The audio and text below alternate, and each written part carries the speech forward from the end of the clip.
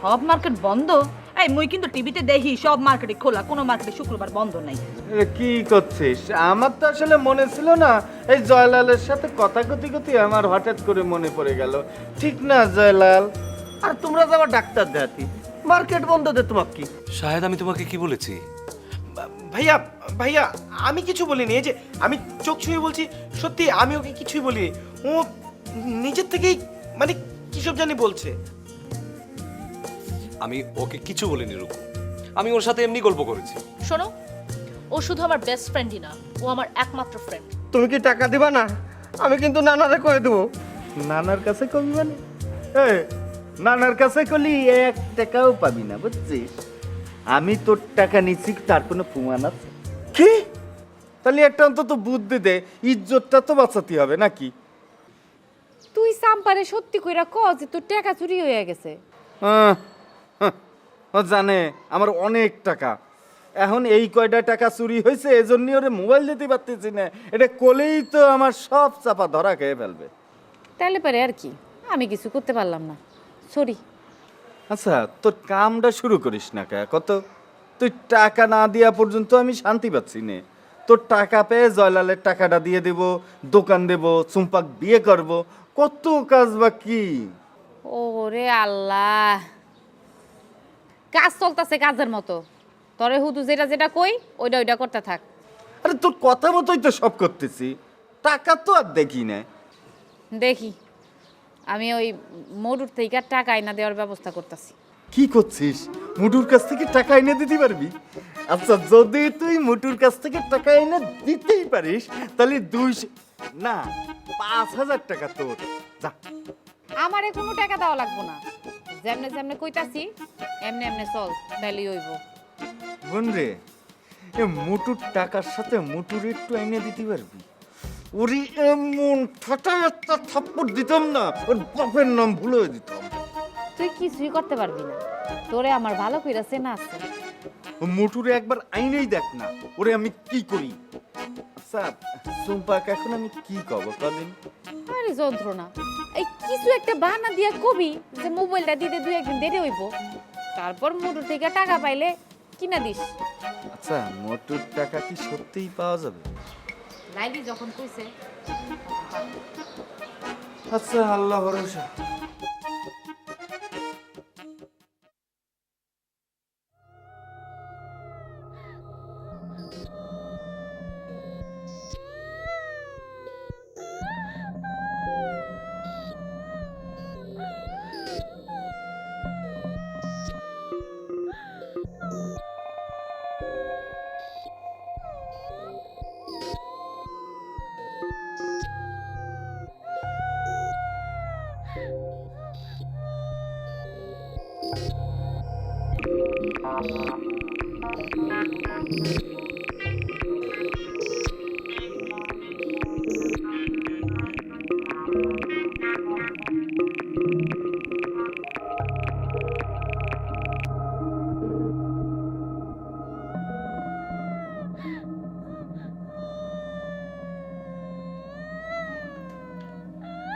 এই হেই হেই, শোনো না, ওই যে কান্নার শব্দ, শোনো, ওই যে কান্নার শব্দ নাদিয়া বলছিল না, শোনো।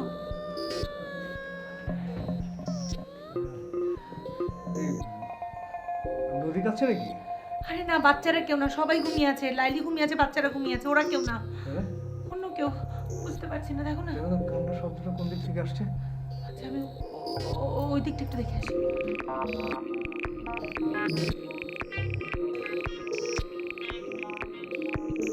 না কেউ নাই ওখানে, বারান্দা একটু দেখি। না তুমি দেখো, তুমি দেখো।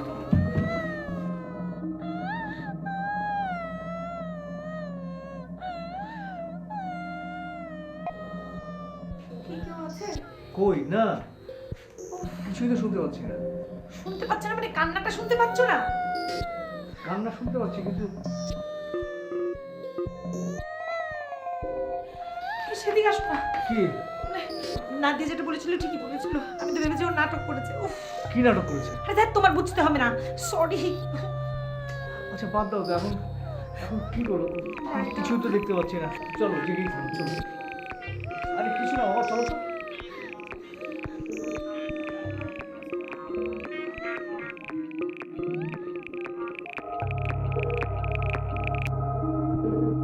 তোমার কথা তো সেদিন আমি বিশ্বাস করতে চাইনি, কাল রাতে আমি নিজের কানে শুনেছি।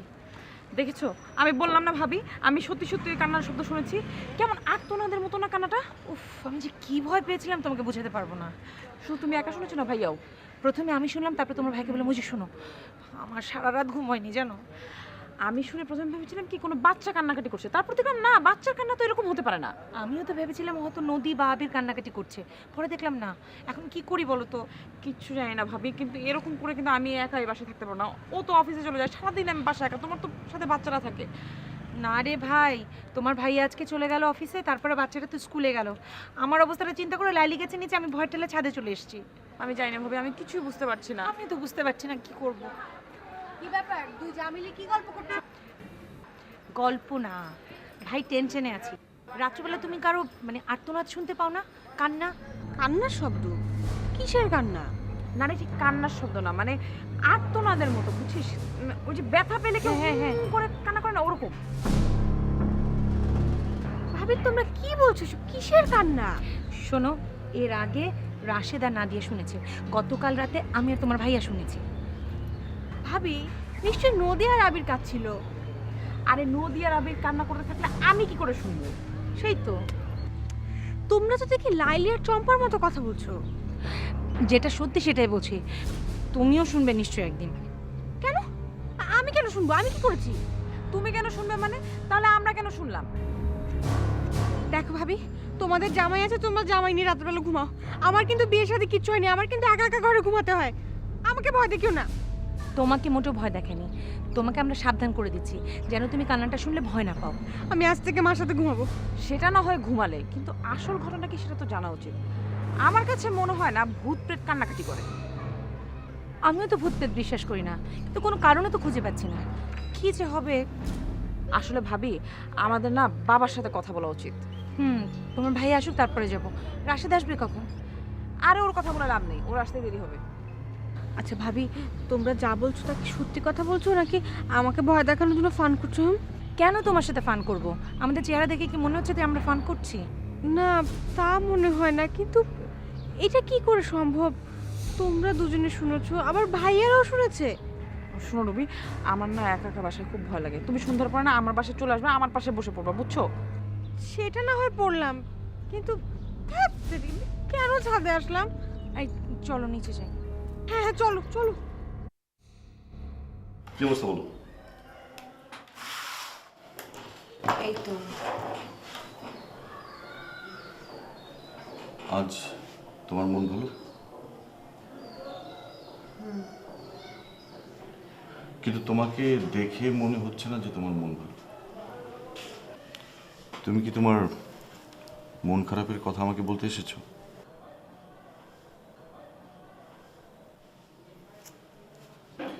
বলো, কি হয়েছে?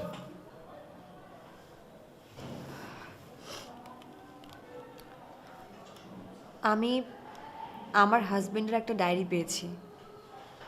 তাতে লেখা আছে যে ওর আগে একটা বিয়ে হয়েছিল, কিন্তু এখনও আমি জানি না যে তার সেই ওয়াইফ কোথায় আছে বা তার সাথে এখনও সম্পর্ক আছে কিনা। তুমি ওকে জিজ্ঞেস করো। করেছি, আমি তাকে অনেকবার জিজ্ঞেস করেছি। আমার হাজবেন্ড বিয়ের আগেই আমাকে তার অতীত সম্পর্কে কিছু একটা বলতে চেয়েছিল।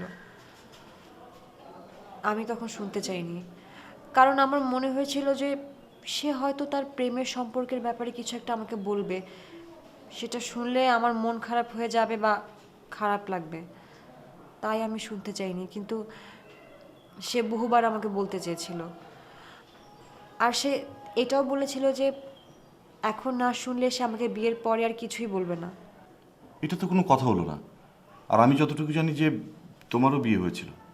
হ্যাঁ, হয়েছিল, এবং সেটা আমার অমতে হয়েছিল, যেটা এখন আর নেই। এবং এই কথাটা আমার হাজবেন্ড খুব ভালো করেই জানে। কিন্তু আমি তো তাদের সম্পর্কে কিছুই জানি না। অন্তত এইটুকু তো আমার জানা উচিত যে তাদের মাঝে এখনো সম্পর্ক আছে কিনা নেই। আমি আসলে কি বলবো বুঝতে পারছি না। তুমি বরং তোমার হাজবেন্ডের সঙ্গে ডিটেল কথা বলো, তোমার মনের এই প্রশ্নগুলো তাকে করো। বলেছি, সে আমাকে বারবার এড়িয়ে যায়, আমার কিছুই ভালো লাগছে না। আচ্ছা, যা হবার হয়েছে, তুমি শুধু খোঁজ নাও যে ওর ডিভোর্স হয়েছে কিনা। ডিভোর্স যদি হয়ে থাকে তাহলে মাথা থেকে সব পেইন ফেলে দাও। আর তুমি তো বললেই যে ও তোমাকে সব কিছু বলতে চেয়েছিল। কিন্তু ও তো এখন আমাকে কিছুই বলছে না। বলছে না মানে এই না যে বলবে না, তা তো না। তুমি বরং তাকে প্রশ্ন করো, তুমি তাকে এক্সপ্লেন করো যে তোমার মনে এইসব প্রশ্নগুলো আসছে এবং এই প্রশ্নগুলোর উত্তর না পাওয়া পর্যন্ত তুমি ভালো থাকতে পারছো না। দেখি। হ্যাঁ, এত আপসেট হও না তো। তোমার জীবনের উপর দিয়ে তো আর কম ঝড় যায়নি, তাই না? সেই জন্যই তো আমি হাঁপিয়ে উঠেছি স্যার, আমার আর কিছুই ভালো লাগছে না। তুমি ওর সাথে কথা বলে দেখো ও কি বলে, আমাকে জানো। আর প্লিজ তুমি মন খারাপ করে থেকো না। তোমাকে মন খারাপ দেখলে আমার ভালো লাগে না।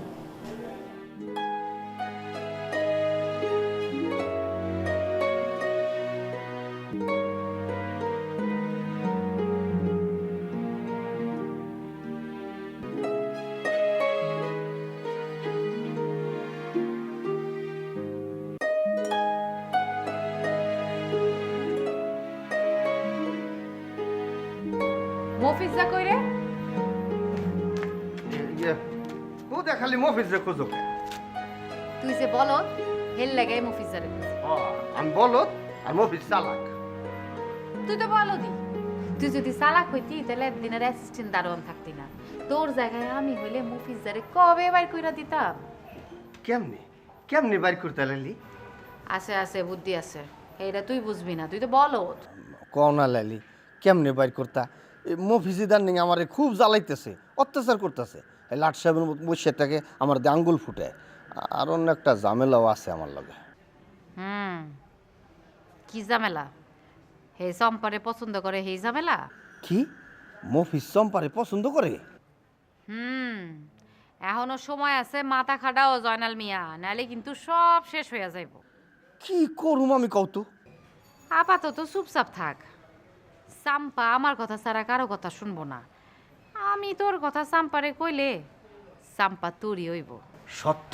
হ, আমি খালি যেটা যেটা কমু তুই হেডে হেডে করবি, তেলি দেখবি সব পাবি। আচ্ছা, তুমি খালি কও কি করতই। তাহলে তুই আজ থেকে আমার লোক। আচ্ছা ঠিক আছে।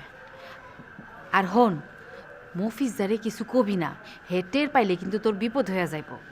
আপাতত চুপচাপ থাকবি, এমন একটা ভাব করবি যেন কিছুই হয় নাই। আমার কথা বুঝছস? হ, বুঝছি। আর শোন, এই চাম্পার লগে ভালো ভালো কথা কবি, ভালো ব্যবহার করবি। আবার ভালোবাসার কথা কইতে যাবি না। আগে তুই হেড দারোয়ান হবি, তারপর নাহলে যদি আবার চাম্পা না কইরা দেয়। হ হ, তুমি ঠিক কথা কইছো। আমি এখন তো যা করুম একে ঠান্ডা মাথায় করুম, আর করার আগে তোমার লগে আলাপ করে নিব। এই তো বুদ্ধিমান লোকের মতন কথা কইছিস, গুড। লালি, তুমি খালি একটু খেয়াল রেখো, না নাই বলে আমার পর রাগ হইছে। কোন সময় যেন আমার চাকরিটা নট করে দেয়। আরে না না, তুই এইসব নিয়ে কোনো টেনশনই করিস না। আজ পর্যন্ত না না আমার কোনো কথা ফেলতে পারছে? পারে নাই। আমি কয়ে দেবো, জয়নাল এই বাড়িতে আছে তো লাইলি বেগম আছে, জয়নাল নাই তো চৌধুরী বিলাতে লাইলিও নাই। যাক, আমি একেবারে নিশ্চিন্ত থাকলাম। ঠিক আছে।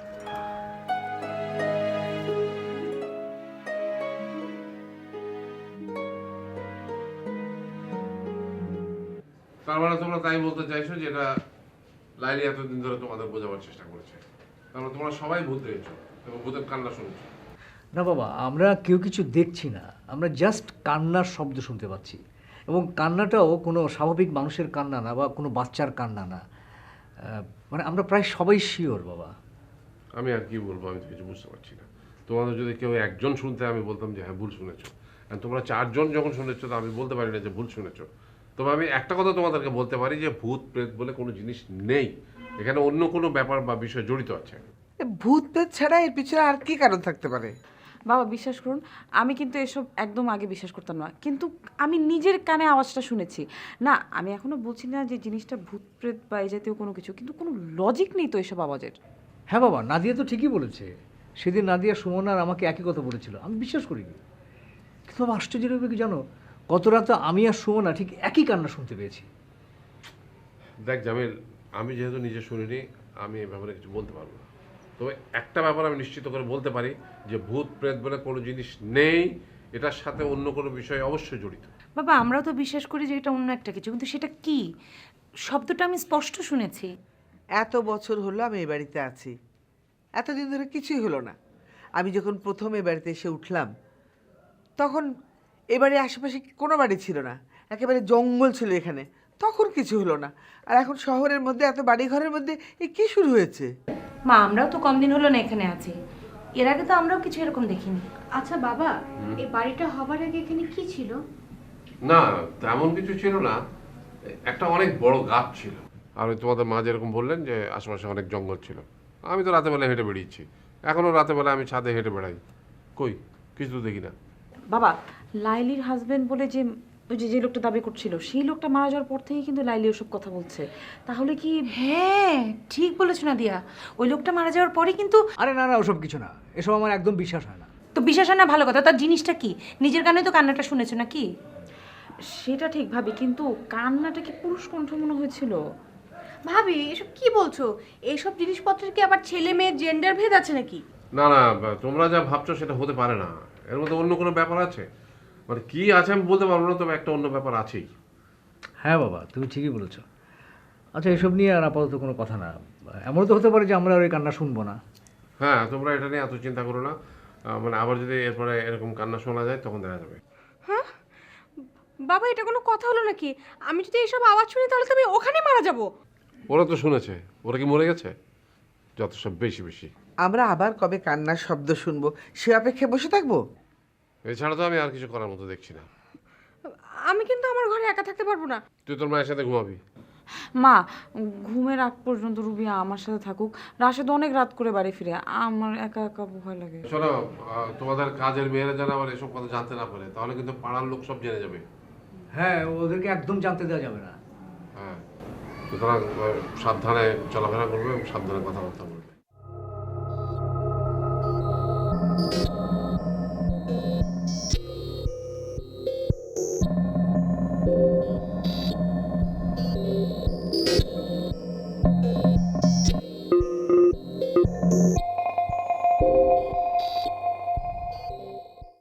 আপনার কি মন খারাপ? না, মন খারাপ না, এমনি ভালো লাগছে না। কেন ভালো লাগছে না? কেন জানি না কেন, একই রকম গদ বাঁধা লাইফ, দিনের পর দিন একই কাজ, আর ভালো লাগে না। বুঝলাম। চলেন এক কাজ করি, দূরের কোথা থেকে ঘুরে আসি। দূরে কোথাও? আপনার সাথে দূরে কোথাও ঘুরতে যাওয়া শোভনীয় হবে না সাহেব। দূরে কোথায় যাবেন? না কোথাও না, এমনি বললাম আর কি। আপনি আমার সাথে দূরে কোথাও ঘুরতে গেলে আপনার গার্লফ্রেন্ড কষ্ট পাবে, সেজন্য যাবেন না? আমার গার্লফ্রেন্ড নেই, আমি একটা মেয়েকে ভালোবাসি, তার মানে এই না যে সে আমার গার্লফ্রেন্ড। আমার সাথে দূরে কোথাও ঘুরতে গেলে আপনার গার্লফ্রেন্ডকে ঠকানো হবে না? সেটা যদি হিসাব করি তাহলে তো আমি এখনো তাকে ঠকাচ্ছি।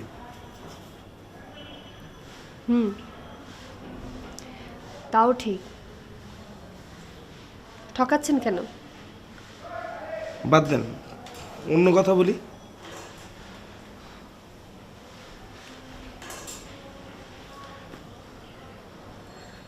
আচ্ছা, আমি আজ তাহলে যাই। কেন?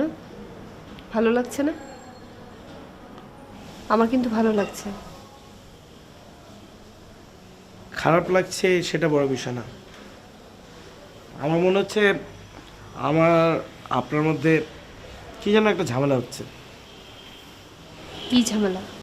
না না, আমি চলে যেতে চাই, আমি এই বাড়িতে আর কাম করতে পারবো না। কেন কাজ করবে না কেন? এই বাড়িতে ভূতের আসর পড়ছে, আমি তো আগেই টের পাইছিলাম। আপনারা তো কেউ আমার কথা বিশ্বাস করেন নাই, এখন হগলে টের পাইতেছেন। আমি আর নাই। ওর রুমে গিয়ে দেখলাম ওর রুমে নেই, তারপরে পুরো বাড়ি খুঁজেছি, তারপরে দেখি গেটটা খোলা, ওকে কোথাও খুঁজে পাচ্ছি না। আমি কিচ্ছু জানি না, তুমি আবার আবিদকে এনে দিবে, তাহলে কিন্তু তোমার খবর আছে। ও নানি যে কি কয়, ওই মুই যে কামটা করি খুব ভালো করেই করি। এইবারে সিপা সাপা কানাকানি খুঁজে শেষ। নানি নাই তো নাই। যা তুই যা। না না মুই আমরা একটা কথা কই। কি বলবি? পরি এসে আবিরকে ধরে নিয়ে গেছে। ওমর খোদা, আমি কেমনে বুঝলেন? ও হেলে আমি জানেন। চুপ, খালি আজ বাজে কথা। যা এখান থেকে।